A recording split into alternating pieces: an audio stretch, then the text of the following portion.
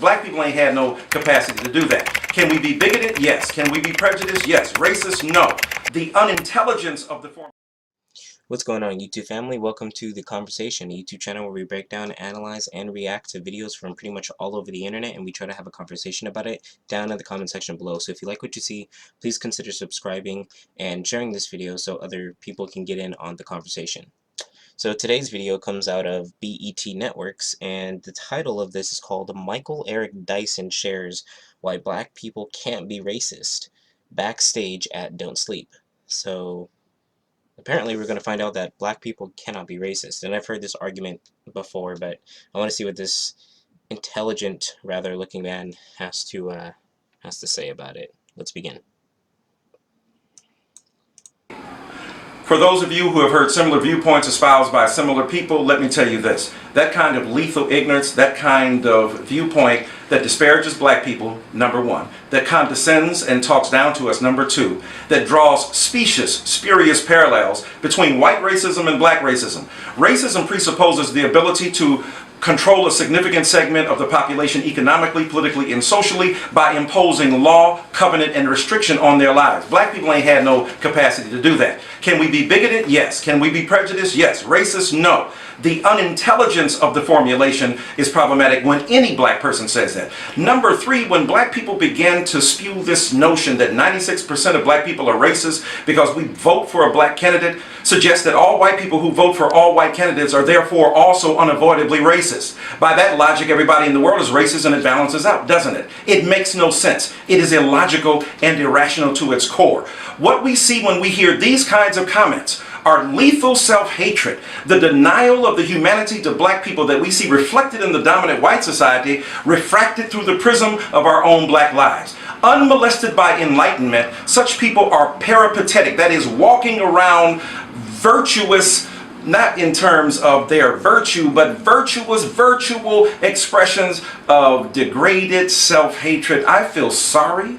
I feel horrible when I'm in the presence of such mean-speaking, ignorance-spewing, incredibly cantankerous viewpoints that don't honor the integrity, the beauty, the diversity, the complexity, and the wondrous, rapturous intelligence of black people. That's why I hang with black folk all the time, because I know better than that.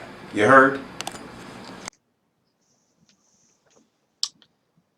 Yeah, I heard. Pretty much, I just watched 1 minute and 49 seconds of a man using an encyclopedia to describe as to why black people cannot be racist. And you know, I actually used to go to a community college, and I was involved in the social justice stuff. There were, well, my sister was, but I was kind of there, and it's kind of funny because they were teaching this, and they actually teach this in African American studies classes, because I took two at my time at the college.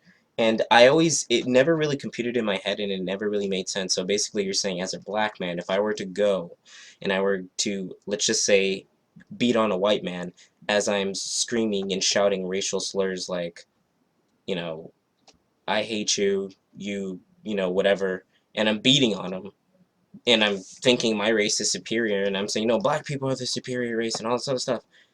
You mean to tell me that it's not racist? It's bigotry, it's discriminatory, but it's not racist? I happen to disagree.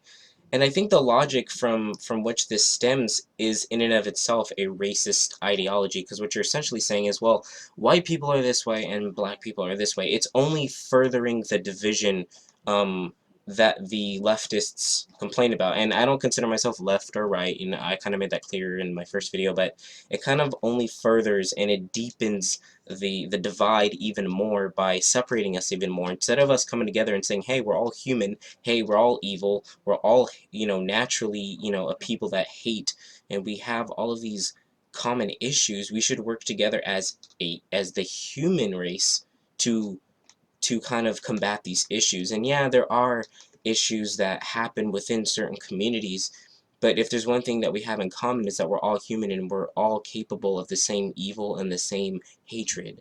It doesn't matter if you're white, it doesn't matter if you're black, and by labeling those things, sure, you may see more people do this or more of this people do that, but once again, we're all human, and we all have our, even though there's different issues going on, we all share the same the same fallen state that we're in. And that fallen state consists of us naturally being evil, and yes, we can do good and all that kind of stuff, but you know, naturally just hating on people and thinking that one race is superior as being one.